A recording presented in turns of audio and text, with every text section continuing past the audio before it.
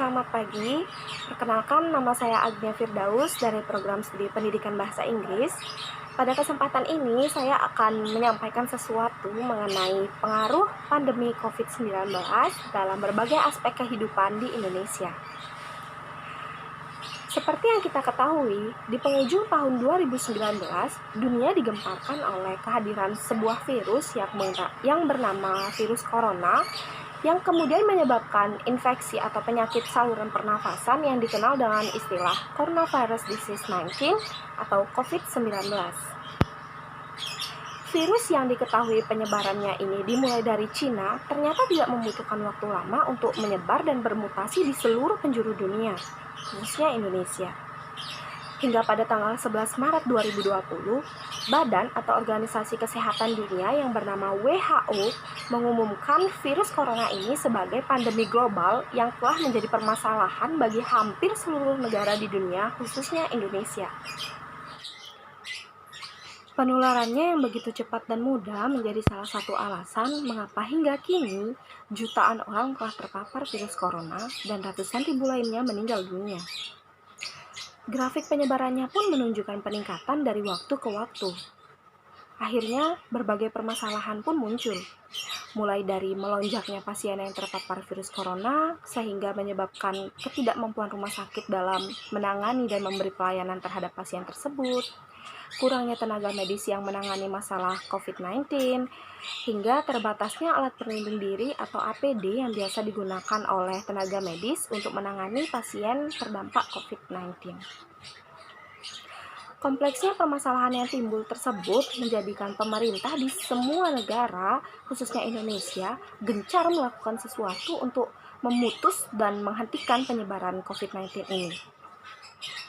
Di Indonesia sendiri, telah ada berbagai kebijakan yang diterapkan untuk memutus penyebaran COVID-19.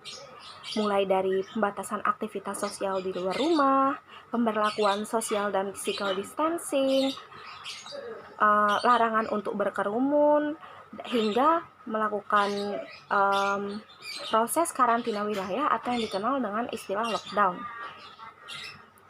Namun, berbagai kebijakan pemerintah ini ternyata tidak serta-merta menimbulkan berbagai dampak positif bagi kehidupan.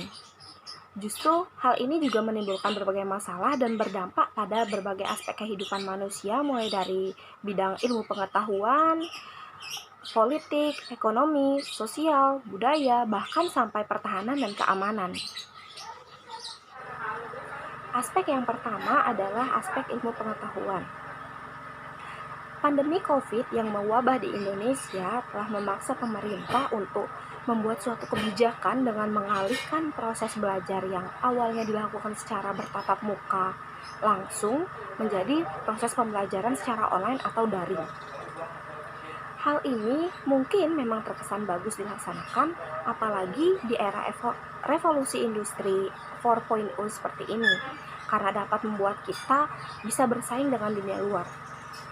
Namun, pelaksanaannya yang terkesan sangat mendadak membuat beberapa pihak mengalami kesulitan dalam hal ini. Sebab, seperti yang kita ketahui, sumber daya manusia di Indonesia saat ini masih cukup banyak yang kurang mengetahui dan menguasai teknologi. Kemudian, selain aspek ilmu pengetahuan, dalam aspek politik pun berbagai kegiatan juga dilakukan secara daring atau online. Hanya saja pada beberapa kegiatan politik tertentu dilakukan dengan bertatap muka secara langsung, namun dengan tetap memperhatikan protokol kesehatan yang terkait dengan COVID-19 itu sendiri. Selanjutnya adalah aspek ekonomi. Aspek ekonomi menurut saya merupakan aspek yang paling terdampak dari adanya pandemi COVID-19. Aspek ekonomi memiliki dampak yang serius diakibatkan karena kebijakan pemerintah, khususnya pemberlakuan karantina wilayah atau lockdown yang telah masuk ke dalam seluruh lapisan masyarakat. Pemberlakuan lockdown membuat tempat-tempat umum, khususnya pusat-pusat perbelanjaan, pusat-pusat pekerjaan, dan pusat-pusat pariwisata yang notabene merupakan hal penting dalam perekonomian Indonesia terpaksa ditutup sementara. Penutupan tempat-tempat tersebut membuat omset negara atau pendapatan negara tentu saja menjadi berkurang. sehingga laju pertumbuhan ekonomi pun menjadi rendah dan tersendat. Akhirnya, untuk mengurangi keterpurukan ekonomi, perusahaan-perusahaan atau beberapa toko terpaksa melakukan pemutusan hubungan kerja atau PHK terhadap beberapa karyawan mereka. Hal ini sangat berkaitan erat dengan aspek sosial budaya, sebab banyaknya kasus PHK akan menjadikan pengangguran meningkat di Indonesia. Dan hal ini akan kembali memunculkan berbagai kasus kriminalitas seperti pencurian, perampokan, dan sebagainya yang membuat tatanan kehidupan di Indonesia menjadi tidak aman kembali. Kita tidak bisa hanya menyalahkan mereka yang melakukan tindak kriminal, karena mereka juga melakukan hal tersebut mungkin saja terdesak dengan kebutuhan ekonomi yang harus mereka penuhi, namun saat itu mereka tidak memiliki biaya yang cukup untuk memenuhi kebutuhan mereka. Yang terakhir adalah aspek pertahanan dan keamanan. Meskipun pandemi COVID-19 ini menjadikan kondisi Indonesia kurang aman, namun ada beberapa hal positif yang dihasilkan, yaitu meningkatnya pertahanan dan keamanan yang ada di Indonesia. Salah satu bentuknya adalah semakin diketatkannya peraturan dan kebijakan pemerintah untuk mengawasi dan membatasi masyarakat yang berasal dari luar negeri untuk masuk ke Indonesia.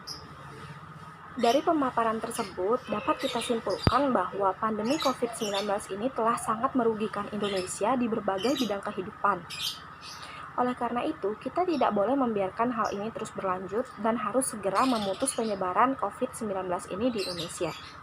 Proses dan usaha untuk memutus penyebaran COVID-19 di Indonesia ini tidak hanya menjadi tanggung jawab pemerintah, melainkan kita sebagai warga negara yang baik harus ikut membantu pemerintah dan mendukungnya dalam memutus proses penyebaran COVID-19 itu sendiri.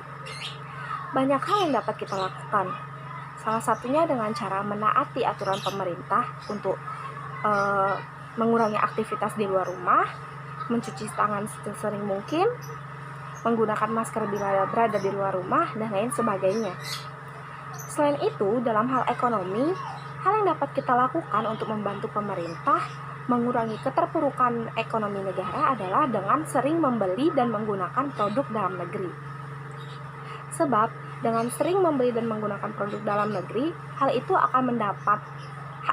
akan dapat menambah pendapatan negara, sehingga utang piutang ataupun keterpurukan tersebut dapat dikurangi. Dan untuk pemerintah, hal yang dapat dilakukan adalah dengan memberikan bantuan, misalnya bantuan berupa logistik kepada mereka yang terkena PHK atau mereka yang kurang mampu, sehingga hal tersebut dapat menopang kebutuhan hidup mereka walaupun di kala pandemi ini, dan akan mengurangi tingkat kriminalitas yang terjadi di masyarakat, sehingga Indonesia dapat kembali melaksanakan kehidupan secara normal dan dengan semestinya, yaitu baik-baik saja. Baik, demikian yang dapat saya sampaikan, semoga bermanfaat. Akhir kata saya ucapkan terima kasih. Salam harmoni.